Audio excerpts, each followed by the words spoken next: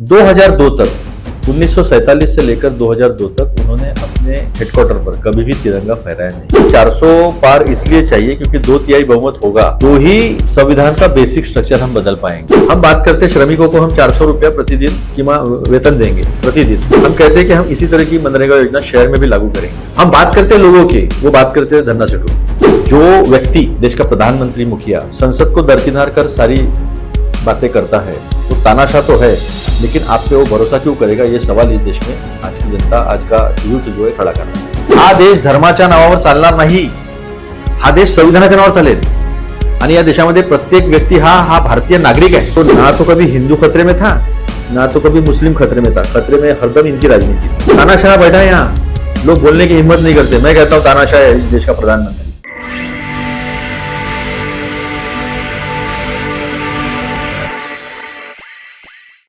Bharat Maharashtra team के साथ आपका स्वागत है। भारत महाराष्ट्र बहुत बहुत शुक्रिया। आपका महाराष्ट्र प्रदेश कांग्रेस समिति की मुख्य प्रवक्ता है और अक्सर आप लोगों ने टीवी के स्क्रीन पर इनको बीजेपी वालों से लड़ते भिड़ते देखा होगा।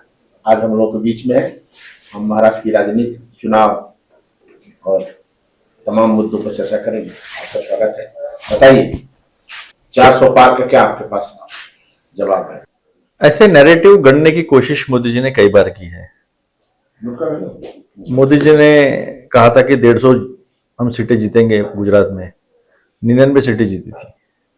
तो ऐसे कई जगह नैरेटिव सेट करना, बड़े टारगेट रखना, ये उन्होंने कोशिश की है। लेकिन जनता को दो बातें स्पष्ट तरीके से सामने आ गई है कि 10 साल पहले से और 10 साल तक जो बातें बोलते गए वो उस पे से जनता का अभी भरोसा उठ चुका है। अभी मोदी जी के झूठ से, मोदी जी के जुमलों से इस देश की जनता उब चुकी है। तो ये पता चलता है कि 400 का नारा क्यों है, क्योंकि 150 पार के भी वादे हैं। और 400 पार का नारा देते समय अनंत कुमार हेगड़े हो, ज्योति मिर्धा हो, लल्लू सिंह हो या फिर अरुण गोविल जी हो, इन लोगों ने कहा कि 400 पार इसलिए चाहिए क्योंकि 2/3 बहुमत होगा तो ही संविधान का बेसिक स्ट्रक्चर हम बदल पाएंगे। अब संविधान का बेसिक स्ट्रक्चर क्या है? संविधान बदलेंगे तो एग्जैक्टली क्या करेंगे? संविधान का बेसिक स्ट्रक्चर है फेडरलिज्म। संविधान का बेसिक स्ट्रक्चर है इस देश का लोकतंत्र। संविधान का बेसिक स्ट्रक्चर है इस देश का सेकुलरिज्म। संविधान का बेसिक स्ट्रक्चर है इस देश के व्यक्ति को मिला हुआ समानता का अधिकार, जिसे मूलभूत हक जो बोलते हैं। दिशा निर्देशक तत्व जो है, डायरेक्टिव प्रिंसिपल, वो संविधान का बेसिक स्ट्रक्चर है जो सुप्रीम कोर्ट ने खुद डिफाइन किया है और उसे कहा है कि ये संसद भी बदल नहीं सकती है। लेकिन 400 पार अगर हो गए तो सब कुछ हम कर सकते हैं, ऐसा उनका दावा है। वो कर भी लेंगे। जैसा उन्होंने 3 संहिताएं बदली है जिसका आम आदमी के जीवन पे बड़ा असर होता है। सिविल प्रोसीजर कोड, भारतीय न्याय संहिता उन्होंने बदली है, सीआरपीसी बदली है, आईपीसी बदली है। तो जब कोई आप मूलभूत बदलाव लाते हो तो संसद में विचार विमर्श होना बहुत जरूरी होता है। हमने देखा पिछले 10 साल में हर तरह का विचार विमर्श, विपक्ष का सम्मान, let us agree to be disagree, इसे हम लोकतंत्र कहते हैं। चलो मैं आपके बात से सहमति नहीं है मेरी, लेकिन मेरी असहमति के साथ मैं खड़ा हूं यहां। इस चीज को खत्म किया गया। 146 सांसदों को निलंबित कर ये तीनों कानून पास किए गए और उसके बाद ट्रक ड्राइवरों ने जिस तरह का आंदोलन किया तो उस कलम को स्थगित भी रखा गया। वो कहां स्थगिति की घोषणा हुई है? वो संसद के बाहर हुई है। तो पहली दफा संसद के पैर छुए थे, संसद को खत्म किया। दूसरी दफा संविधान के पैर छुए थे, अगर आपको याद होगा।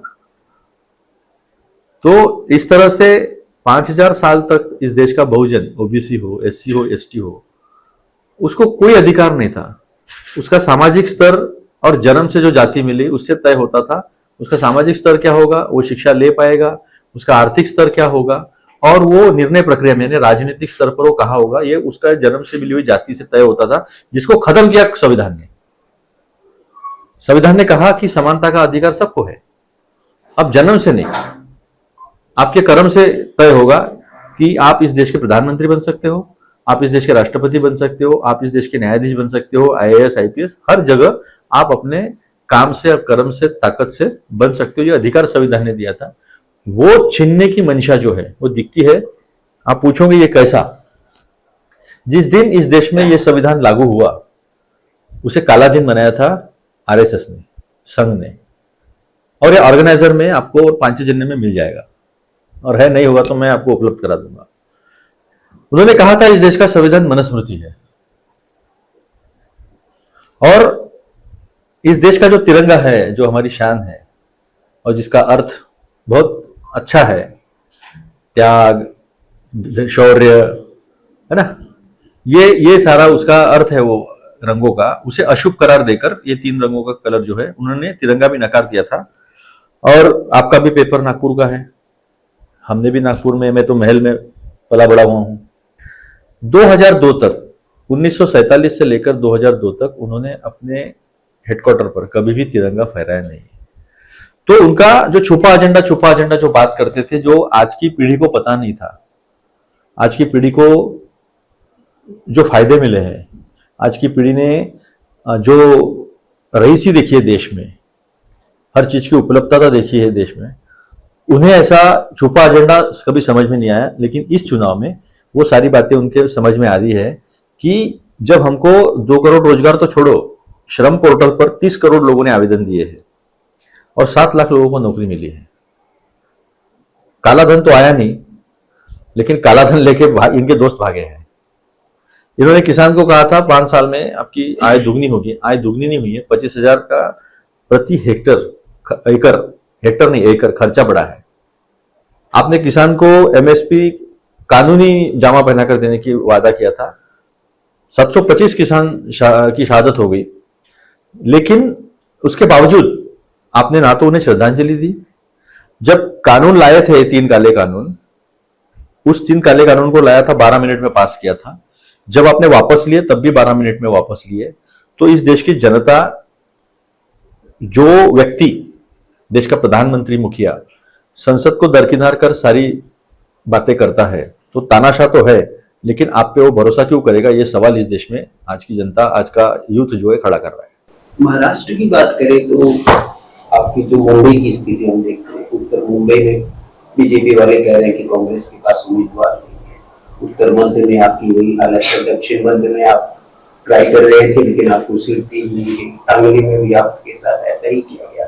तो कांग्रेस की स्थिति कैसे देखते हैं आप? तो बड़ी विकट स्थिति, आपको उम्मीदवार नहीं मिल रहे, उनका कहना है। ऐसा है, एक आरोप ये भी है कि भाई पहले तो आप पवार के पीछे निर्भर थी, अब उद्धव पे निर्भर हो गई है कांग्रेस। नहीं, कांग्रेस की निर्भरता की अगर आप बात करोगे, मेरे सवाल कांग्रेस की निर्भरता की आप अगर बात करोगे तो कांग्रेस जनता पे निर्भर है। कांग्रेस किसी नेता या किसी विपक्ष या किसी साथी गठबंधन से निर्भर नहीं है, ये मैं स्पष्ट करता हूँ।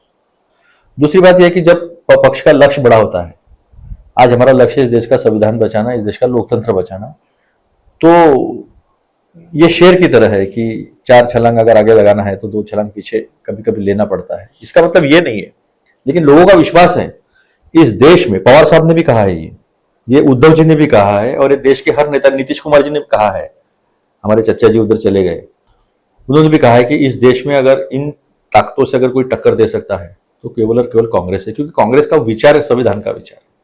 अब रही बात आपने मुंबई में कही है, तो ये उस पार्टी का मैं नहीं सुनना चाहता हूं जिसके पास कैंडिडेट ही नहीं थे, जिसने अपने साथी गठबंधन को खत्म किया, जो कि जेपी नड्डा डिक्लेयर कर चुके हैं कि 2024 के बाद कोई प्रादेशिक पक्ष नहीं रहेगा। तो ये सोचने की बात एकनाथ जी शिंदे को है और अजित पवार जी को है, हमें नहीं है। हमारे नागपुर में उनके पास कैंडिडेट नहीं था रामटेक की सीट पर।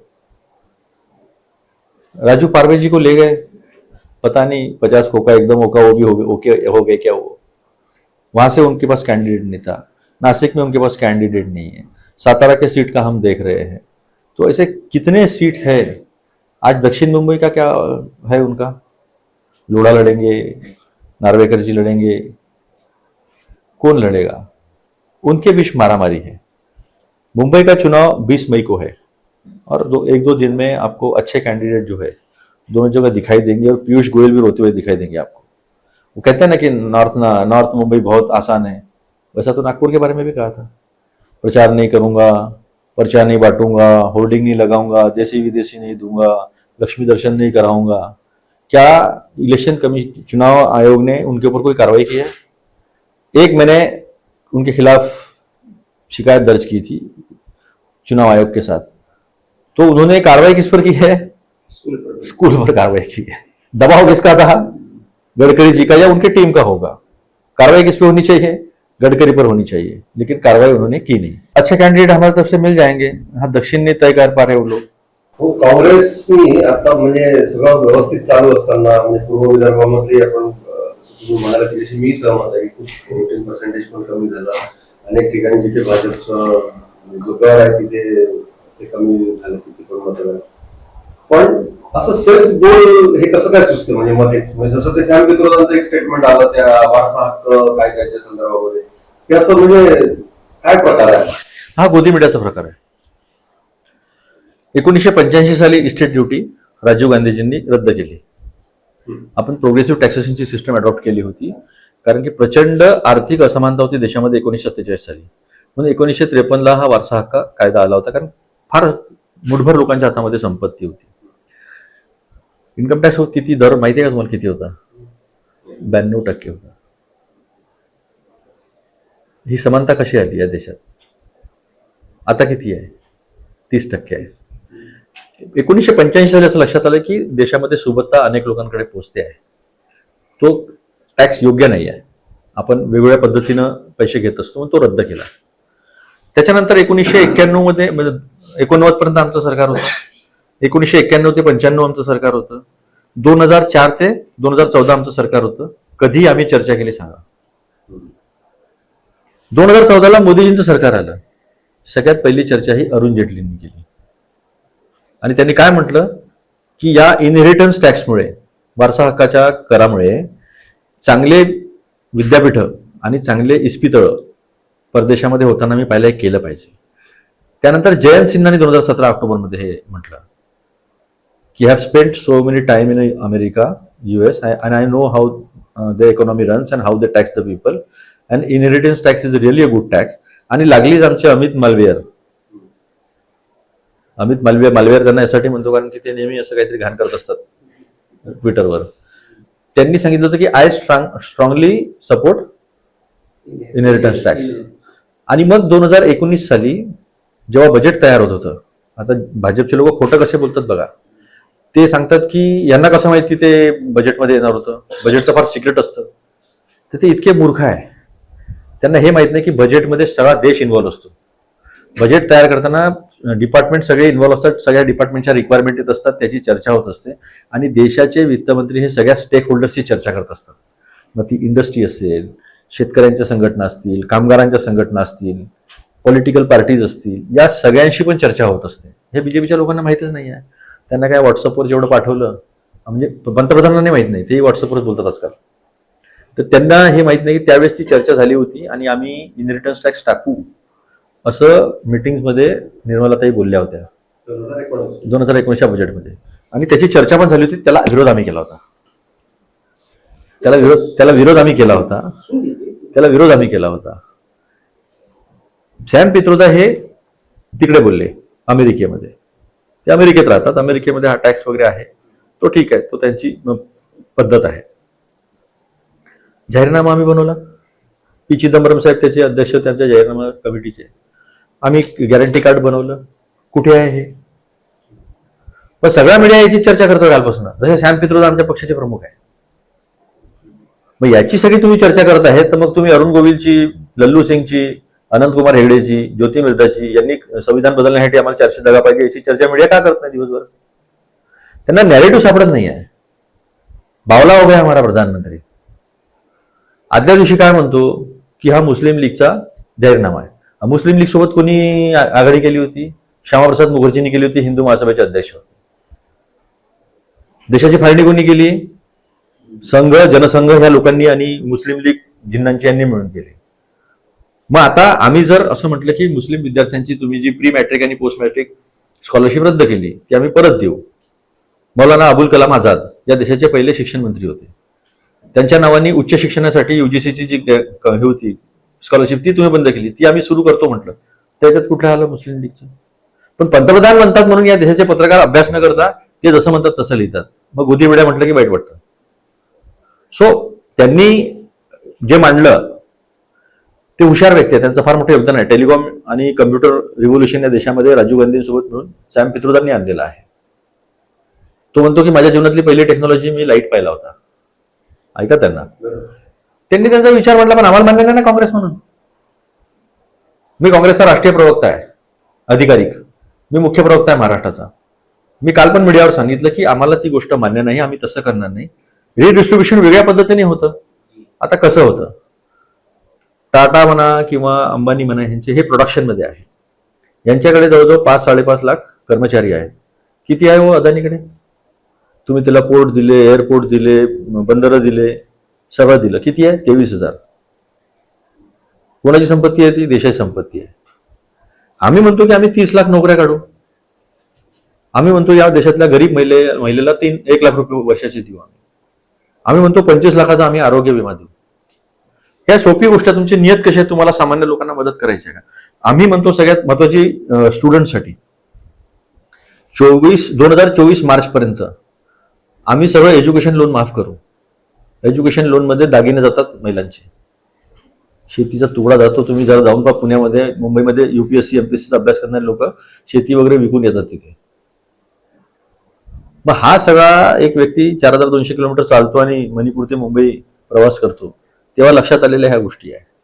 आणि त्याच्या अनुषंगानं आज आपण असं म्हणतात की 70 वर्षात इतका चांगला जाहीरनामा पाहिला नाही. पण मोदीजींचा धन्यवाद मी यासाठी देतो, गोदी मीडियाचा धन्यवाद यासाठी देतो की जे आमचा जाहीरनामा आम्ही पोहोचू शकत नव्हतो कारण आमचं अकाउंट फ्रीज केलेलं आहे, आम्हाला ऍडव्हर्टाईज द्यायला पैसे नाही आमच्याकडे. तुम्ही आप तो भुक्त होगी हो.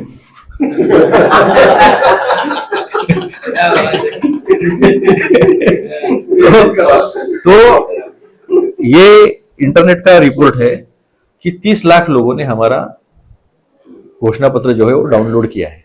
30 लाख लोगों ने.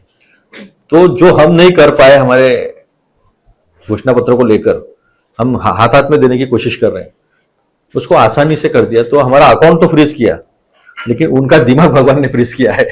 ये बात तो एकदम तय है. आपने कहा आप उनके 400 पार के मुद्दे को, जैसे नारे को आपने बहुत अच्छी तरह से टैकल किया, लेकिन आपके कुछ जैसे ऐसे मुद्दे उठते हैं. अब जैसे इंदिरा जी ने PB पर्स खत्म किया, लाया जो बोलते हैं. इसके बाद अर्बन लैंड सीलिंग का भी मामला था, और कांग्रेस के शासनकाल में ये आया और खत्म हुआ.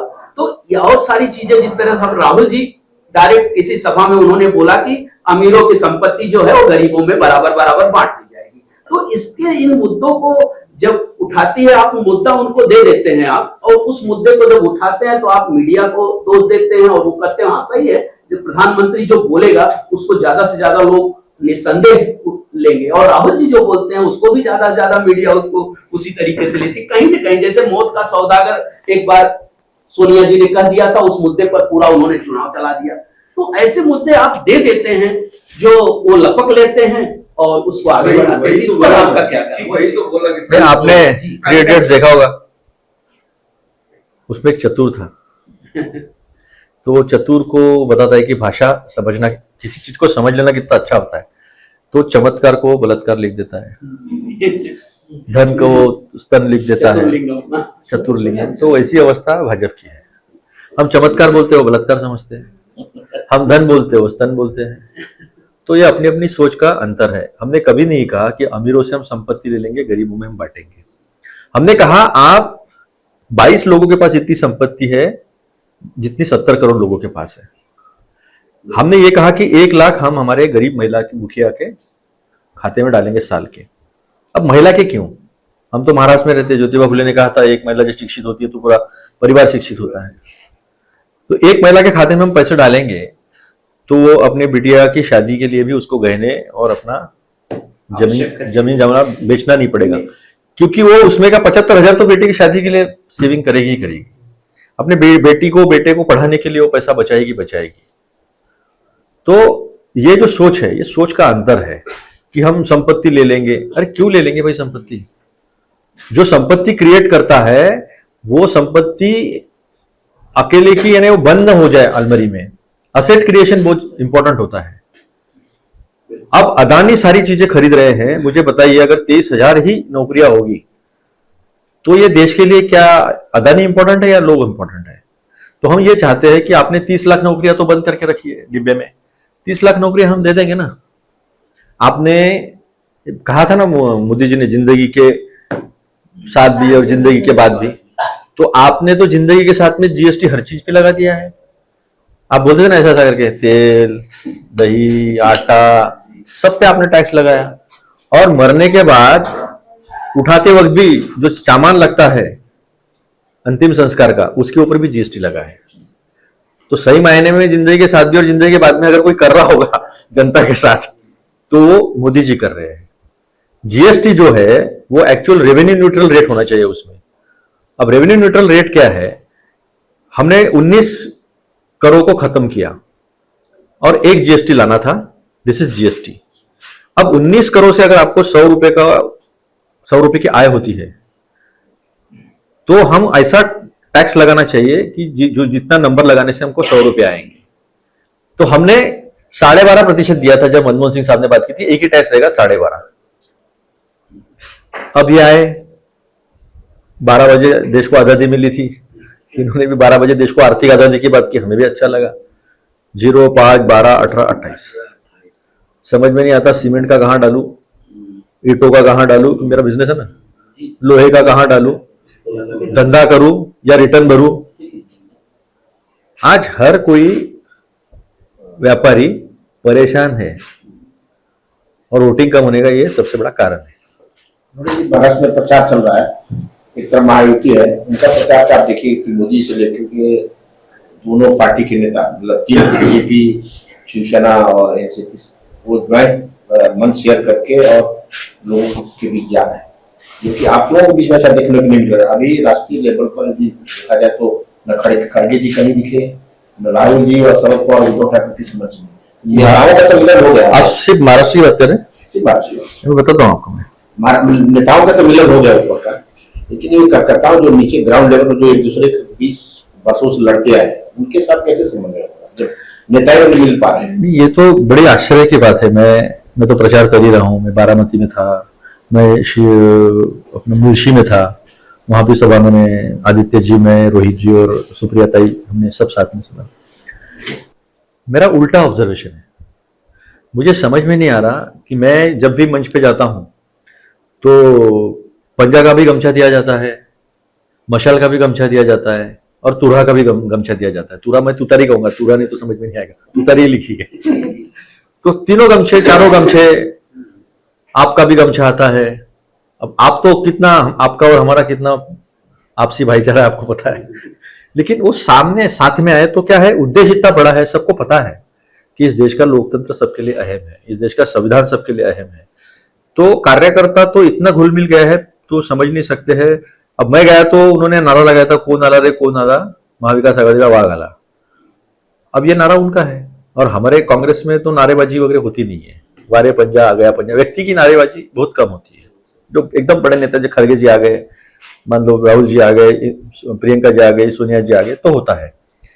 तो ये नारे सुनकर मुझे भी कैसे तो भी लगा एकदम, क्योंकि हमें आदत नहीं है सब इस तरह के नारोबाजों की। तो ये सब हो रहा है। आपने देखा होगा अमरावती में पवार साहब गए, उद्धव जी गए, सारे नेता मंच पे एक साथ है, राहुल जी गए, अभी आज हमारा महाविकास आघाड़ी का सम्मेलन जो है वो सांगली में चल रहा है। तो हर जगह लोग तो जा रहे साथ में, मुझे ऐसा कहीं दिखाई नहीं दे रहा है। क्या होता है, मैं वही फिर गोदी मीडिया पे आ जाऊंगा, कंटिन्यू आप दिन भर चलाते हो। मैंने कल एक बड़े नेशनल न्यूज चैनल पर पढ़ के दिखाया कि संपत्ति का डिस्ट्रीब्यूशन क्या है। तो हम कह रहे हैं कि सबसे ज्यादा रोजगार कौन देता है, तो छोटा मंझोला एमएसएमई देती है। हम उसको पुनर्जीवित करेंगे, तो पुनर्जीवित करेंगे, इन्होंने रॉ मटेरियल अवेलेबल नहीं किया उनके लिए मार्केट अवेलेबल नहीं किया, लोन फैसिलिटीज अवेलेबल नहीं किए। ये लोगों को बेवकूफ बनाने का, भ्रमित करने का काम करते हैं। हम मुद्रा लोन 10 लाख से 20 लाख कर देंगे, अरे उसको रॉ मटेरियल नहीं है, मार्केट नहीं है, उसको प्रशिक्षण नहीं है, जो सारी एमएसएमई मांग रही है, जो खत्म हो गई नोटबंदी और जीएसटी में। हम उसे रिवाइव करेंगे, क्योंकि वो 25% तुम्हारे जीडीपी में उनका कंट्रीब्यूशन था 2014 तक, और 50% कंट्रीब्यूशन रोजगार में है। आप विश्वास नहीं करोगे, 24 साल की उम्र तक लोगों के 83% अनएम्प्लॉयमेंट है। 44% 35 साल की उम्र तक अनएम्प्लॉयमेंट है। हम बात करते हैं श्रमिकों को हम 400 रुपया प्रतिदिन की वेतन देंगे प्रतिदिन। हम कहते हैं कि हम इसी तरह की मनरेगा योजना शहर में भी लागू करेंगे। हम बात करते हैं लोगों की, वो बात करते हैं धन्ना सेठों की, दोस्तों की। ये अंतर है ना। और बात करने के बाद भी उन्होंने कुछ किया है क्या? उनकी जितनी भी योजनाएं धरातल पर है, तो मेरा तो दावा है कि गोदगांव ले चलो हम चलते हैं कम से कम 543 यानी 11,15 तो गोदगांव अब तक हो जाने चाहिए थे 2 टर्म में। स्मार्ट सिटी, हमारे नागपुर में भी एक स्मार्ट सिटी है, पता नहीं हम ढूंढ रहे उसको कहाँ है। बीच में चला था कि 550 घर गिराकर वहां रोड बनाएंगे स्मार्ट सिटी का मामला। खूब स्मार्ट सिटी तुम्हारी, लोगों के आशियाने उजाड़ के आप स्मार्ट सिटी की बात करते हो। लैंड पुलिंग कर रहे हैं वहां पर। लैंड पुलिंग, आपको आश्चर्य होगा, आप पूछिए आप नागपुर के अपने प्रतिनिधि से, लैंड पुलिंग की बात कर रहे हैं। आपकी लैंड ले लिए 2 एकड़, उसमें की 60% आपको दे रहे, 60% का डेवलपमेंट का चार्ज देना है। अब सब्जी बेचने वाला आपको 22 करोड़ रुपए देगा। ये इनकी स्कीम है। तो कौन लोगों से छीन रहा और कौन लोगों को दे रहा है, ये मैनिफेस्टो में है, हमारे घोषणा पत्र में। और सबसे अहम बात अगर कुछ होगी आज, तो हमारे घोषणा पत्र की चर्चा है, उनके घोषणा पत्र की नहीं है। क्योंकि उनका घोषणा पत्र नहीं है, उनका जुमला पत्र है, कोई सुनना नहीं चाहता। हमारा घोषणा पत्र है और हम शुक्रिया अदा करते हैं। आप जितना हमें गलत क्रिटिसाइज करोगे, आप जितना झूठ बोलोगे, उतना लोग उस मैनिफेस्टो को, हमारे घोषणा पत्र को पढ़ रहे हैं और समझ रहे हैं कि हम सही कह रहे हैं।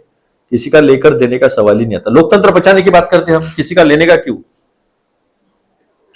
हम कहते हैं कि सबको मौका मिले, संविधान भी कहता है सबको मौका मिले। प्रधानमंत्री कह रहे हैं कि कांग्रेस ने देश के टुकड़े किए और अब वो सीट के लिए छटपटा रही है, और जो कांग्रेस के साहबजादे हैं वो मोदी का अपमान कर रहे हैं। तो इसको आप किस तरह से देखते हैं? साहबजादे है, एक टी शर्ट और एक पैंट पहनने वाला साहबजादा है, पैदल चलने वाला साहबजादा है। 8,500 करोड़ के 2 महंगे प्लेन में और 12 करोड़ के लैंड रोवर में घूमने वाला आदमी फकीर है। 10 लाख का सूट पहनता है, 1.5 लाख का मैबैक का गॉगल पहनता है, 1.5 लाख का पेन इस्तेमाल करता है, 3 सूट बदलता है दिन में। तो ये फकीर आदमी है।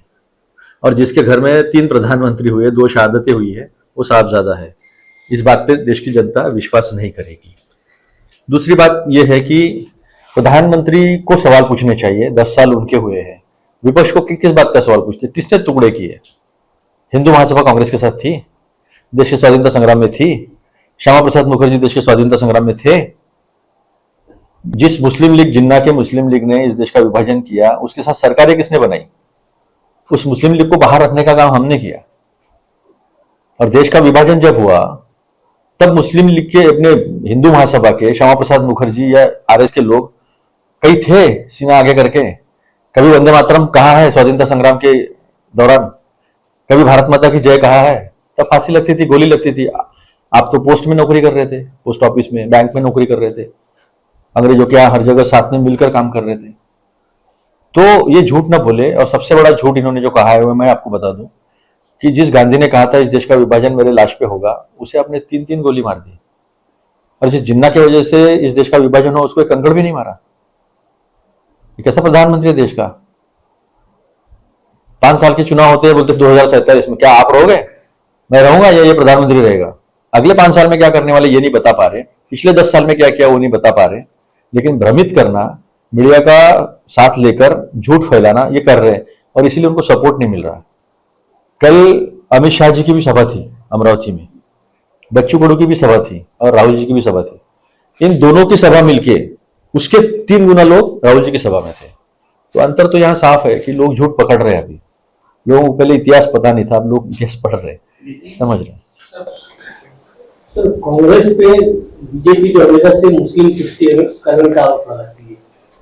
राम मंदिर अब जो है रामद्रोही का आरोप लगा रहे हैं, क्योंकि राम मंदिर के न्योता आप लोग ने नहीं स्वीकारा, ऐसा उनका कहना है। तो जैसे उद्धव ठाकरे ने नासिक के काला मंदिर कार्यक्रम किया है, आप लोग ऐसा कोई कार्यक्रम क्यों नहीं कर पाए? कि मतलब क्या आपके पास सलाहकार की कोई कमी थी? बहुत से संसार ना इसलिए टूटते हैं क्योंकि बीवी चाहती है कि रोज सुबह उठ के मुझे आई लव यू बोले मेरा पति। वो बेचारा प्यार करते रहता है, जताना नहीं आता उसको। तो बीवी बोलती तूने मुझे आई लव यू बोला ही नहीं, या ऐसा है। अब राम का मैं भक्त हूं, इसके लिए प्रोग्राम करने की जरूरत है क्या? ये भाजपा का अपप्रचार है। अब इन्होंने कहा था कि हमको इनविटेशन दिया, किसको दिया उन्होंने इनविटेशन? सोनिया जी को दिया और खड़गे जी को दिया। क्या कांग्रेस के पार्टी का कार्यकर्ता राम भक्त नहीं है, उसको क्यों नहीं दिया? और खड़गे जी ने तो सीधा आरोप कर दिया, मैं अगर बोल दूं तो फिर मुंह दिखाने के लिए जगह नहीं होगी। आप काला राम मंदिर की बात कर रहे हैं, अंबेडकर जी ने क्यों आंदोलन किया था वहां पर? मैं नहीं कर रहा हूं, ये खड़गे कह रहे। खड़गे ने कहा आपने मेरे लोगों को तो दिया नहीं आमंत्रण। क्या मोदी जी बोल नहीं सकते मेरे देश का दलित, मेरे देश का आदिवासी, मेरे देश का मुसलमान भी आ सकता है राम मंदिर में दर्शन करने के लिए, चलो आओ सब? अरे ये तो छोड़ो, शंकराचार्य को उन्होंने इन्विटेशन नहीं दिया है। इस देश में प्रतिष्ठापना करने का अधिकार, धार्मिक अधिकार, मेरा तो क्षेत्र नहीं है वो। मैं तो हाथ जोड़ के पा लेता हूं। गीता में कहा है कृष्ण ने बीच युद्ध के मैदान में कि 60वें सेकंड का 60वां क्षण भी अगर मुझे मन से दे दो तो भी मैं तुम्हारे साथ में हूं। तो मैं उनका मानूं या इनका मानूं?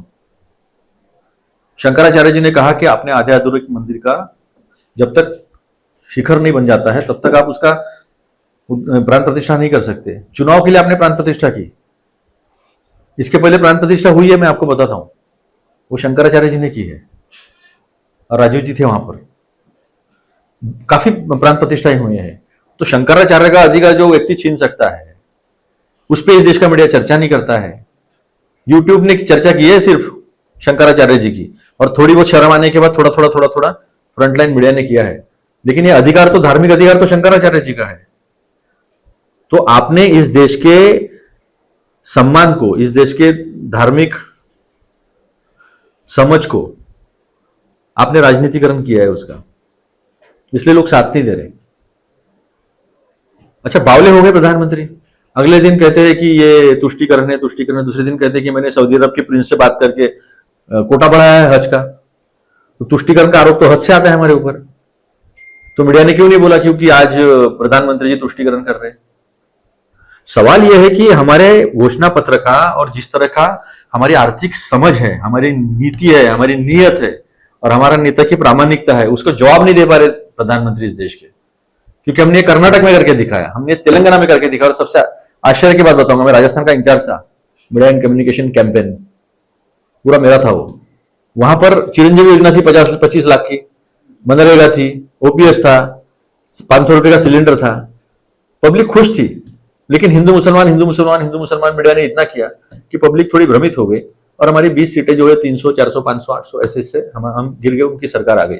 आज बंद है ना, बताए 450 का सिलेंडर कितने लोगों को दे रहे? हम 500 में दे रहे थे। बताए चिरंजीवी योजना क्यों बंद हो गई? बताए ओपीएस क्यों बंद हुई?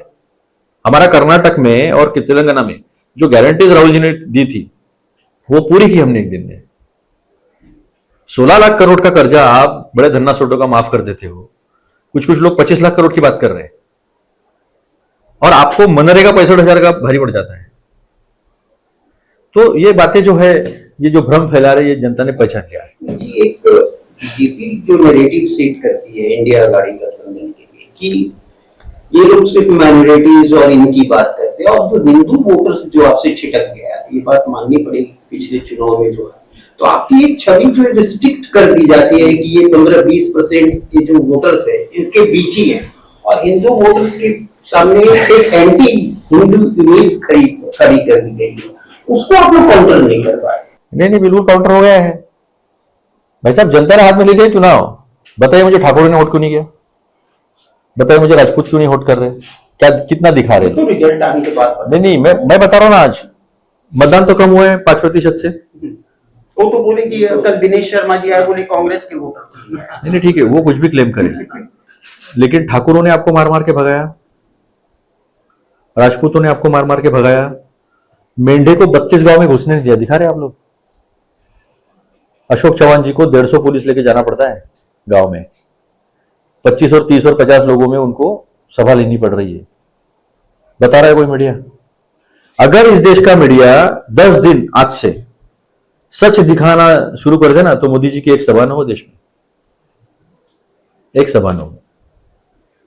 मुझे मनमोहन सिंह साहब का वो स्टेटमेंट बता रहे, सच्चाई दुनिया के सामने है। उन्होंने ओबीसी, एससी, एसटी सबकी बात कही थी। आज हसदेव जंगल तोड़ा जा रहा है, कितने लोगों ने लिखा? और किसके लिए तोड़ा जा रहा है? हसदेव जंगल इस देश का फेफड़ा है। आप जाके देखिए, 80-80 फीट के बुंदे हैं उसके पेड़ के, डेंस्ड फॉरेस्ट है एकदम। 60,000 पेड़ तोड़े जा रहे हैं, 1 लाख लोग उसका आंदोलन कर रहे हैं। जिस सोनंग वांगचुक पे 3 इडियट पिक्चर निकला था रैंचो, वो कई दिनों से हाड़ कपाती ठंड में 60 से 70 हजार लोग बैठे, क्योंकि इनके दोस्त लोग वो लूट रहे हिमालय को। गडकरी पे कैग ने आरोप किए थे, हमने तो नहीं किए थे। मैंने प्रेस कॉन्फ्रेंस लिया, पवन खेरा जी को बुलाया, मैंने बोला यहाँ घर की मुर्गी दाल बराबर है। वो खुद आए, हमने सबूत के साथ सारा रखा, कैसा टेंडरिंग हुआ है, कैसा टेंडर नहीं हुआ है, कैसे गलत टेंडरिंग हुआ है, कैसे पैसा लूटा गया है। दूसरे दिन अखबार में खबर ही नहीं। आपके अखबार में आई थी वैसे, सच्ची मैं बता रहा हूं, देख लो आप फ्रंट पेज मैं बता रहा हूं, मैंने पहले क्लियर कर दिया। तो अगर ये सारे अखबार में एक साथ आता, जो सच है, जो सबूत के साथ दिया है, तो फर्क पड़ता। हसदेव जंगल का दिखाओ आप। जब हम पर्यावरण की रक्षा कर रहे थे तब जयंती टैक्स बोल रहे थे, कितना जम के चलता था मीडिया में, जयंती टैक्स जयंती टैक्स। वो जयंती टैक्स नहीं था, हिमालय की इकोसिस्टम को जिस तरह से खराब करने में। जब देख रहा था मैंग्रोव के बारे में, आपके अखबार ने उसको आप नहीं, लेकिन आपके अखबार ने उसको स्टोरी बनाया, तो मैंने वो एक ही स्टोरी पढ़ी। अब मैंग्रोव नहीं रहेगा ना साहब, आपका बॉम्बे नहीं बचेगा। आने वाले दिनों में, कुछ दिनों में सबसे बड़ा, ये देखो, इसके लिए तो बधाई के पात्र है आप, क्योंकि ये नहीं रहेगा ना इसका इकोसिस्टम, इसमें समुद्री जीवों का जेस्टेशन, वहां आके उनका बच्चे देना, जैसा टर्टल का, ऑलिव टर्टल का है उड़ीसा में, उसी तरह का है यहाँ पर। लेकिन हम कहां जा रहे हैं? आने वाली पीढ़ी के लिए क्या छोड़ने वाले हम? हसदेव जंगल इस तरह से तोड़ा जा रहा है। गडकरी ने अपने प्रचार के लिए, अपने बड़कपन के लिए जोशीमठ खाली करने की परिस्थिति खड़ी कर दी। कितने मीडिया ने दिखाया? कौन है उसका जिम्मेदार? कौन है जिम्मेदार? हमने रोड नहीं बनाए, हमने इकोसिस्टम का सम्मान किया कि यहां हम अगर कुछ इंटरवेन करते, इंटरफेरेंस अगर होता, ह्यूमन इंटरफेरेंस, तो यहाँ की इकोसिस्टम खराब हो सकती है। तो हम गलत हो गए और इन्होंने सत्यानाश कर दिया पूरा 10 साल में। तो इन्होंने विकास किया। ऐसा विकास नहीं होता है ना। हमारे नागपुर में 43-45 टेम्परेचर होता है, हर जगह सीमेंट रोड बन रहे। उन्होंने जो बीजेपी ने विश्वास दिलाया कि हिंदू की रक्षा हम ही करेंगे, हम ही लोग आपके पालनहार हैं, वो आप लोग विश्वास, वो उनका एक जो नैरेटिव सेट करते। देखिए, वो जब सत्ता में आए तो इंडिया अगेंस्ट करप्शन नाम की एक गलत मूवमेंट चलाई गई थी, और उन्होंने ऐसा प्रतीत कर दिया कि बहुत भ्रष्टाचार है। तो लोगों ने इस व्यक्ति पे भरोसा दिखाया, नरेंद्र मोदी जी के, और अच्छी बात है। वो उनके लिए तो बहुत सुनहरा मौका था एक नए तरीके से इतिहास लिखने का, गढ़ने का। लेकिन वो चले गए हिंदू मुसलमान में। मुझे बताइए, क्या अशफाक उल्ला खान से अब्दुल हमीद तक इस देश में शहादतें नहीं हुई है? हमारा संविधान ये कहता है क्या कि we the people of, we the Hindu of India, we the Muslims of India? हमारा संविधान कहता है we the people of India. और आज देखिए, जिन जिन लोगों ने धर्म के नाम पे देश को निर्माण किया वो खत्म हो गए। पाकिस्तान नाम का कोई देश है क्या अभी जिसे देश कहा जा सके? भूमध्य समुद्र से लेकर मेडिटेरियन सी से लेकर पाकिस्तान तक एक ही धर्म के लोग हैं, लेकिन धर्म के नाम की राजनीति गड्ढे में लेके गए वो सारे देशों को। और हमने विकास की राजनीति की, समानता की राजनीति की, संविधान की राजनीति की, लोकतंत्र की राजनीति की। आज हम दुनिया में वर्ल्ड पावर बन सकते, जागतिक महासत्ता बन सकते। क्यों? क्योंकि हमने इंसानियत की कदर की। अब आप धर्म के नाम पे लोगों को लड़वाना चाहते हो, मॉब लिंचिंग करना चाहते हो। कोई दलित है इसलिए वो घोड़े पे नहीं बैठेगा, मूछ नहीं बढ़ाएगा, गरबा नहीं देखेगा। ये विषय नहीं है ना। आप पे लोगों ने भरोसा कर दिया। आज क्यों नहीं कर रहे बताओ ना आज मुझे। ठीक है, जो नतीजा आएगा आएगा, जो भी लोग कहेंगे नतीजा देंगे, उसका हम सम्मान करेंगे। लेकिन हम जिस चीज से लड़ रहे वो चीज इस देश के लिए घातक है, और वो घातक चीजें नहीं होने देना चाहिए, इसके लिए हम लड़ रहे हैं। मुझे बताइए, हिंदू मुसलमान ये ठीक है राजनीति? मैं आपसे सवाल पूछता हूं, तो लिखिए ना। लेकिन सर हम कोई मुसलमानों के लिए नहीं लड़ रहे, हम कोई हिंदुओं के लिए नहीं लड़ रहे, हम देश के लिए लड़ रहे हैं। तो सर, लेकिन आपने बिल्कुल सही कहा, हिंदू मुसलमान और तुष्टीकरण की राजनीति नहीं की आपने। लेकिन हिंदू मुसलमान तो ठीक है, लेकिन और जो जातियों की जाति, जैसे महाराष्ट्र में देख रहे हैं, मराठा है, ओबीसी है, दलित है, ये समाज भी आपसे दूर क्यों गया?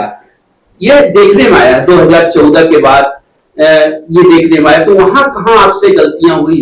ये दलित समाज जो है, ओबीसी समाज जो है, ये दूर गया। और बहुत बड़ी संख्या है इस देश में दलित और ओबीसी, वो भी उनके नजदीक है। यही नहीं, ये महाराष्ट्र से बाहर मध्य प्रदेश और उत्तर प्रदेश में भी ये देखा गया कि दलित ओबीसी जो जातियां थी वो भी उनके साथ गई। आखिर क्या कारण था? उनको किस तरीके से उन्होंने बरगलाया या क्या लालच दिखाया कि आपको छोड़कर? आज उत्तर प्रदेश की स्थिति, आप तो खैर प्रवक्ता महाराष्ट्र के हैं, लेकिन आज उत्तर प्रदेश की स्थिति है, राष्ट्रीय है प्रवक्ता है, तो आज उत्तर प्रदेश की स्थिति है कि दलित और ओबीसी बिल्कुल कांग्रेस से छिटक चुका है। तो ये कारण कहाँ? इस पर कब मंथन इस तरह से? आप देखो, बंडल का बंडल की राजनीति आप सबको पता है, वो हावी भी रही नॉर्थ में, समाजवाद के नाम पर चली, मंडल के नाम पर चली, और उसकी क्या अवस्था हुई सब आप जानते हो। आज वही लोग हमारे साथ खड़े हैं। क्यों खड़े हैं? क्योंकि उनको पता चल गया है कि राजनीति संविधान की और लोकतंत्र की ही हो सकती है, वो सबको समानता से लेके जाने वाली हो सकती है। आज सोलापुर में राहुल गायकवाड़ ने अपना फॉर्म पीछे लिया, उसने कहा मैं संविधान के लिए पीछे ले रहा हूं। आज दलित कम्युनिटी, ओबीसी कम्युनिटी कह रही कि हम लोग जो है वो कांग्रेस के साथ जाएंगे। ये क्यों कह रहे? कि उनको ध्यान में आ गया कि हमें बरगला गया और हमारा सबको पता चला है कि मैनिफेस्टो देखने के बाद पता चला है कि हम तो लोगों की बात करते हैं। अब पिछड़ा वर्ग, ये तो सच्चाई है ना देश की। अब हमें पता चला बिहार में उन्होंने सब जातिगत जनगणना की, फाइनेंशियल सेंसस भी हुआ है। अब फाइनेंशियल सेंसस का प्रधानमंत्री ने मीनिंग लिया है कि इनसे ले लेंगे, इनको दे देंगे। मैं आपसे एक सीधा सवाल पूछता हूं, नवभारत के मालिक जो है वो इनकी सैलरी निकाल के आपको दे सकते क्या? अगर उन्होंने कहा कि नहीं मैं आपकी सैलरी बढ़ाऊंगा, इसका मतलब इनका निकाल के देंगे क्या?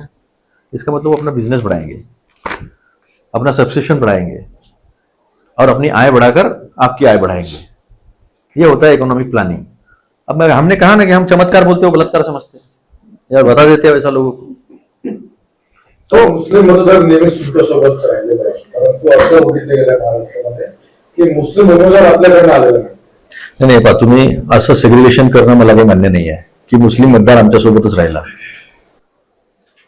त्यांनी नेहमी धर्माचं राजकारण केलं भाजपनी, म्हणून आम्ही धर्माचं राजकारण करत नाही, आम्ही सगळ्यांना सोबत घेऊन चालतो, म्हणून बरेच लोक आमच्यासोबत राहिले। दलित लोक आमच्यासोबत आहे, मुस्लिम लोक आमच्यासोबत आहे, पीडित त्यांना माहिती आहे की आम्ही त्यांच्यासाठी हक्कासाठी उभं राहतो, आम्ही लढतो। कधी भाजपनी म्हटलंय का हे? कधीच नाही म्हटलंय। बुलडोजर कोणाच्या घरावर चालवले? आपण भारतीय आहोत, भारत सरकार आहे, मोदी सरकार नाही आहे। लोकांनी दाखवलं त्यांना, महाराष्ट्रात आहे, लोकांनी दाखवलं त्यांना काय आहे। भारत सरकार आहे। कुंभमेळ्याला पैसे देत नाही आपण, आम्ही ते काढू शकत नाही ना, कारण आम्ही समानता मानतो। जर हजला पण दिला आपण, स्कॉलरशिप दिली, आपण इकडे पण देतो ना स्कॉलरशिप, कुंभमेळ्याला पण पैसे देतो। कुंभमेळ्यात तर काय काय देतो आपण सांगू शकत नाही, बोलू शकत नाही आता बऱ्याच गोष्टी, पण देतो ना आपण सगळ्यांचा सन्मान करतो। हा देश धर्माच्या नावावर चालणार नाही, हा देश संविधानाच्या नावावर चालेल। आणि या देशामध्ये प्रत्येक व्यक्ती हा भारतीय नागरिक आहे, he is a citizen of India. म्हणून तर म्हणतो ना आपण, जो we the people of India जे लिहिलेलं आहे ते त्याच्यावर खूप घमासान झालेलं आहे, त्याच्यावर खूप घमासान झालेलं आहे। आणि ह्या लोकांना हे नको आहे, यांनी इंडिया या शब्दावर आक्षेप घेतलेला आहे, पण बीजेपी फॉर इंडिया नहीं बदलवलं। देखो, खोलो अभी वेबसाइट उनकी, बीजेपी फॉर इंडिया लिखा है, India that is Bharat, branding है देशाचं। सर, अक्सर हिंदू मुस्लिम मंदिर मस्जिद का मुद्दा आता है। जब राम मंदिर का इशू आता है तो राम मंदिर का बताया जाता है कि ताला खुलवाने में राजू जी का बहुत बड़ा योगदान था। राम मंदिर निर्माण की जो कमेटी बनी थी उसमें आपके लोग भी काफी थे। ये जब मैटर आया, निमंत्रण का मैटर आया, इनका मैटर, तो आप लोग इसको इस तरह से काउंटर क्यों नहीं कर पाए कि ऑलरेडी ये सब जो है हमने किया, हमारा भी योगदान रहा है। कहीं ऐसा तो नहीं कि आप ये सोचते हो कि आप संख्यक जो है वो हमसे भाग जाएंगे? नहीं, बिल्कुल नहीं। देखो, ताला किसने खुलवाया है? जवाहरलाल नेहरू जी ने खुलवाया। वो प्रांत प्रतिष्ठा किसने की है पहली? राजीव जी ने की, राजीव जी थे। रामलला की मूर्ति जो बिठाई गई है और राजीव जी, अभिषेक मय वगैरह थे वहां पर, वो जो भी है, प्रथा है, परंपराएं जो भी वो थी वहां पर। 62 एकड़ की जमीन किसने दी? नरसिंह राव ने दी। कांग्रेस की भूमिका क्या थी कि सर्वोच्च न्यायालय इस देश का जो निर्णय करेगा वो अंतिम होगा और हमें भी मंजूर होगा। अब सर्वोच्च न्यायालय ने निर्णय दिया, हमने वो मान लिया, सबने मान लिया, देश में सबने मान लिया ना, फिर सवाल कहां बचता है? अब मुझे ये पूछना है कि आपने ये सवाल क्यों नहीं खड़ा किया कि शंकराचार्यों के हाथ से प्राण प्रतिष्ठा क्यों नहीं हुई? शंकराचार्य जी ने जो सवाल खड़े किए वो सवाल पे इस देश का मीडिया चर्चा क्यों नहीं करता? कण कण में बसे राम, नहीं गए तो भी मैंने यहां से नमस्कार कर लिया, मेरा भगवान के पास पहुंच जाता है, ये मेरा धर्म कहता है कि मैंने यहां से मन से पूजा कर ली तो अयोध्या में पहुंच जाती है, या भगवान जहां भी होंगे पहुंच जाते हैं। तो फिर ये सवाल क्यों? फिर हम भी ये सवाल खड़ा करेंगे ना, आपने दलितों को क्यों नहीं बुलाया? आपने आदिवासी, इस देश की प्रथम नागरिक कौन है इस देश की? आप मुझे बताइए। इस देश के प्रथम नागरिक इस देश का राष्ट्रपति है, जो संविधानिक भी प्रमुख है, जो तीनों दलों का प्रमुख है, जिसके साइन के बगैर आप किसी भी बिल को कानून में तब्दील नहीं कर सकते। वो कहां थे? इस देश का पार्लियामेंट का उद्घाटन हो रहा था। अब मुझे बताइए, संसद का प्रमुख कौन है? हमारी संसद बनती है लोकसभा, राज्यसभा और राष्ट्रपति। उद्घाटन कौन कर रहा था? आई मी एंड माई सेल्फ। तानाशाह बैठा है यहां, लोग बोलने की हिम्मत नहीं करते। मैं कहता हूं तानाशाह है इस देश का प्रधानमंत्री, जो ना तो संविधान को मानता है, जो ना तो कानून को मानता है, जो ना तो इस देश के धार्मिक भाईचारे को मानता है। इस देश का सेकुलरिज्म सबसे पहले किसी ने दिया होगा ना, तो इस देश के संतों ने दिया है। महाराष्ट्र में वारकरी संप्रदाय ने दिया है, उत्तर में सूफी संतों ने दिया है। निराकार और निर्गुण दो मूवमेंट चली इस देश में, और जिसके वजह से ये एका हुआ है। तो ना तो कभी हिंदू खतरे में था, ना तो कभी मुस्लिम खतरे में था, खतरे में हरदम इनकी राजनीति थी। मैं एक बात बता दूं, ये सवाल प्रधानमंत्री से कोई क्यों नहीं पूछता है कि आपने 10 साल में नौकरियों को लेकर क्या किया, रोजगार को लेकर क्या किया, विकास को लेकर क्या किया? 55 लाख करोड़ का कर्जा 70 साल में था, 10 साल में वो 205 लाख करोड़ का कैसे हो गया? इस देश के आरबीआई को पता ही नहीं है नोटबंदी हो रही है, जबकि वो उसका अधिकार है। इसको ऑटोनॉमी कहते हैं, स्वायत्तता जो है। लोकतंत्र केवल संसद पे नहीं खड़ा है, कैग है, बैंक्स है, आरबीआई है, जुडिशियरी है, इनकी स्वायत्तता मिलकर counter balance, check and counter balance जो उस पर खड़ी है, वो तो सब खत्म कर दिया। उस पर सवाल क्यों नहीं खड़ा होता है? सवाल उस पर करो यार। ये राम मंदिर जो है सबके दिल में है, सब अपने घर में रामनवमी करते हैं, सब रामनवमी के नवरात्र करते हैं। 45 में से कितनी सीटें? वो 45 बोल रहे हैं आप। मुझे तो समझ में नहीं आ रहा, हम हार ही नहीं रहे कहीं। कसम, मैं झूठ नहीं बोलूंगा, मैं कोई मटके का आंकड़ा नहीं दूंगा मोदी जी की तरह, लेकिन मैं ये कह रहा हूं कि वातावरण बदल चुका है और हर जगह मोदी जी की हार हो रही है, हर जगह हार हो रही है। एक आंकड़ा बताइए। नहीं, आंकड़ा अभी हम फर्स्ट फेज में सारी सीटें जीत रहे, गडकरी भी हार रहे। बारामती जीत रहे 100%। ढेर सारी शुभकामनाएं। बारामती जीत रहे हैं। मैं उस दिन एक बड़े चैनल का प्रोग्राम था, मैं भारतीय राष्ट्रीय कांग्रेस को रिप्रेजेंट करने वहां गया था। 1,500-2 हजार लोग थे। उसमें के 200-300 कार्यकर्ता होंगे, कुछ हमारे कुछ उनके, बाकी पूरे कॉलेज के लड़के थे। तो उनको पूछा गया कि आप किसे वोट करोगे, सुनेत्रा जी को करोगे, सुप्रिया जी को? सुनेत्रा जी को करने के बाद 100-200 भी हाथ खड़े नहीं हुए, लेकिन सुप्रिया जी की बात आई तो जल्लोश हुआ वहां पर। तो वो तो बच्चे कॉलेज के वोटिंग करने वाले हैं, वो इंजीनियरिंग के बच्चे हैं, तो वो तो सब जो जम के कर रहे थे। तो वहीं पे आ गया ओपिनियन पोल आपका। मतदाताओं के लिए कोई अपील? नहीं, मेरी मतदाताओं से यही अपील है कि आप दोनों पार्टियों के घोषणा पत्र जरूर पढ़िए, हमारी गारंटी पढ़िए। हम कहते हैं कि हम गरीब महिलाओं को 1 लाख रुपया हर साल देंगे। हम कहते हैं कि हम युवाओं को युवा न्याय में अप्रेंटिसशिप देंगे। जैसी आपकी ग्रेजुएशन होती है, आपको 1 साल किसी न किसी सरकारी कंपनी या फिर सरकारी महकमा या फिर प्राइवेट कंपनी, इसमें आपको 1 साल का अप्रेंटिसशिप देना, उसका कानून होगा। हम कहते हैं किसान को हम एमएसपी का कानून बनाएंगे, एमएसपी के तहत उसको जो है दाम मिलेंगे। हम कहते हैं किसान की कर्जा माफी करेंगे। एक ऐसा आयोग होगा जो वक्त वक्त पर किसान जिस अड़चन में होगा तो उसको कर्जा माफी देने की बात होगी, तो वो कंटिन्यू प्रोसेस होगी। वो यानी किसान को हम एक बार माफी देके हट नहीं जाएंगे, तो किसान के पीछे पूरी ताकत से खड़े रहेंगे हम। और हम श्रमिक न्याय जो है, श्रमिक न्याय में हम 400 रुपये जो है वो प्रतिदिन उनका वेतन होगा, मिनिमम वेजेस एक्ट में जो है ना, वो होगा 400 रुपया प्रतिदिन। गिग वर्कर्स के लिए एक्ट बनाएंगे, जैसे हमारे स्विगी जोमेटो इसके लिए जो काम करते हैं उन्हें सामाजिक सहायता मिलेगी, उन्हें 8 घंटे का काम जो है उसकी मर्यादा होगी, और उनके लिए बीमा सुरक्षा होगी। तो इस तरह से नारी न्याय में हम जो है 30 लाख जो नौकरियां निकालेंगे, उसमें 50% आरक्षण जो है वो महिलाओं के लिए होगा। तो 50% महिला जो है वो नौकरियों में रहेगी। महिलाओं को हम हॉस्टल्स बनाएंगे शहर में, जो हॉस्टल आज है उसके दोगुनी संख्या जो है वो हॉस्टल की होगी। और सबसे अहम बात, हमारी आंगनवाड़ी और आशा ताई जो है, जो बहुत अहम काम करती है, तो उनकी जो आज आय है उसको हम दोगुना कर देंगे। तो हम किसान का ध्यान रख रहे हैं, हम युवाओं का ध्यान रख रहे हैं, हम नारी न्याय की बात कर रहे हैं, हम श्रमिक न्याय की बात कर रहे हैं, और हिस्सेदारी न्याय, जिसको इस देश के प्रधानमंत्री ने कहा कि मंगलसूत्र ले लेंगे या फिर इसकी संपत्ति उसको दे देंगे। हिस्सेदारी न्याय में सादी भाषा में कह दूं कि जब एक महिला, उसका पति घर में तनख्वाह लेकर आता है तो उसके घर में पैकेट तैयार होते हैं। क्योंकि मैं तो शिक्षक का बेटा हूं, तो मेरी माँ को मैंने वो वित्तीय व्यवस्थापन करते हुए घर में देखा है।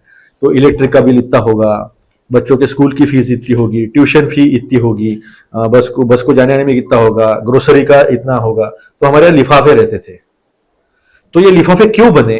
अगर मेरे पिताजी की उस वक्त सैलरी 4000-5000 होगी, तो मेरी माँ को पता था कि इतना इतना खर्चा आएगा, तो सेविंग कितना करना है और किस चीज के लिए कितने पैसे रखना है, ये उसे पता था। तो जो एक्से करने की राहुल जी बात करते हैं, तो इस देश में पिछड़ा वर्ग है, ओबीसी है, एससी है, एसटी है, और सामान्य वर्ग में, ओपन में भी 5% लोग ऐसे हैं जो गरीब है, 5%, 10%, उनके बारे में भी वो बात करते हैं, जो होशियारी से टाल देते हैं इस देश के प्रधानमंत्री। तो इन सब की अगर हम संख्या जान लेंगे, तो केवल संख्या जानने की बात नहीं है, एक संख्या है तो उस संख्या में उनकी शिक्षा कितनी हुई है, शिक्षा का क्या स्तर है, स्वास्थ्य का क्या स्तर है। मैं आज भी बताता हूं, इस देश में सैनिटरी नैपकिन जैसी मूलभूत सुविधाएं दूर दराज के महिलाओं को नहीं है, जिसकी वजह से कई महिलाएं बीमारी से ग्रस्त है। ये कैसे पता होगा आपको? बोरा है ना, बोरा का इस्तेमाल करती है महिलाएं। कैसे पता होगा आपको कितनी पढ़ाई हुई है, कितनी स्वास्थ्य की जरूरत है, कितनी शिक्षा की जरूरत है? यहाँ तो स्कूलें बंद हो रही है, 13,500 14,500 स्कूलें जो है ये महाराष्ट्र में बंद कर दी गई है। और जापान का उदाहरण देते हैं हम, जापान में एक लड़की के लिए एक ट्रेन चलती है, उसकी स्कूलिंग पूरी होने की, जब तक उसका स्कूल पूरा नहीं होता है।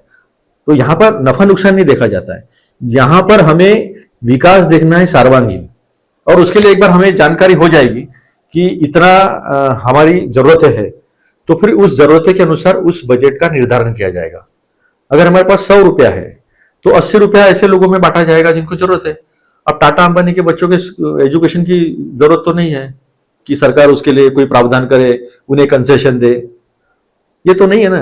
शायद ओबीसी में ऐसा एक वर्ग निकल के आ सकता है कि जिसे 100% हमें आरक्षण देना पड़े एजुकेशन में, 100% फ्री एजुकेशन देना पड़े।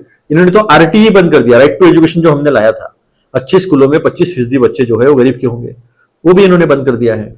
तो ये सारी चीजें पता होगी तो सबके विकास के लिए एक कलेक्टिव प्रयास होगा। और आखिरी बात मैं ये बता दूं, रघुरामन राजन जी ने लंदन में कहा कि इस देश ने डेमोग्राफिक डिविडेंड खो दिया। What is demographic dividend? इस देश की जनसंख्या 52% 25 साल के अंदर की है और 66% जनसंख्या 35 साल के अंदर की है। अब इन्हें हम स्वास्थ्य की दृष्टि से, शिक्षा की दृष्टि से और सामाजिक अधिकार की दृष्टि से अगर सशक्त नहीं बनाते हैं तो ये आपके किसी काम के नहीं है। ये फिर टपरी पे खड़े रहेंगे, चौक में खड़े रहेंगे, जय भवानी जय शिवाजी करेंगे, फिर किसी धर्म के नाम के पीछे एक दूसरे की मारकाट करेंगे। इस शक्ति को अगर सकारात्मक दिशा में अगर इसको धारा प्रवाह करना है तो अहम हमें एफर्ट्स लेने पड़ेंगे। दुनिया बूढ़ी होती जा रही है और हम अभी भी जवान हैं। 28 साल की हमारी एवरेज एज है इस देश की। तो उस शक्ति को, उस ताकत को हमें एक सकारात्मक दिशा में अगर ले जाना होगा तो हमें पता करना होगा कि एग्जैक्टली हम शिक्षा की दृष्टि से, राजनीतिक अधिकार की दृष्टि से, रिप्रेजेंटेशन की दृष्टि से, शिक्षा के स्तर पर, स्वास्थ्य के स्तर पर, स्वास्थ्य अहम बात है। अगर किसी को पता नहीं होगी तो स्पार्टन इकोनॉमिक्स पढ़ ले, स्पार्टन पॉलिटिक्स पढ़ ले। तो ये सब चीजों के लिए ये जानना जरूरी है 70 साल के बाद। और उसी की बात राहुल जी कर रहे हैं। मैं स्पष्ट तरीके से बोल दूं, हम किसी की संपत्ति लेकर दूसरे को देने की बात नहीं करते हैं, हम सबका एक साथ विकास की बात करते हैं। हम व्यापारियों को भी आगे बढ़ाना चाहते हैं, हम उनके भी साथ हैं, लेकिन हम मोनोपोली के खिलाफ है। एक ही व्यक्ति को सब कुछ, इसके हम खिलाफ है। अच्छा काम करो, अच्छा व्यापार करो, अच्छा व्यवसाय करो और देश के हित में व्यवसाय करो, हम सबके साथ हैं। धन्यवाद।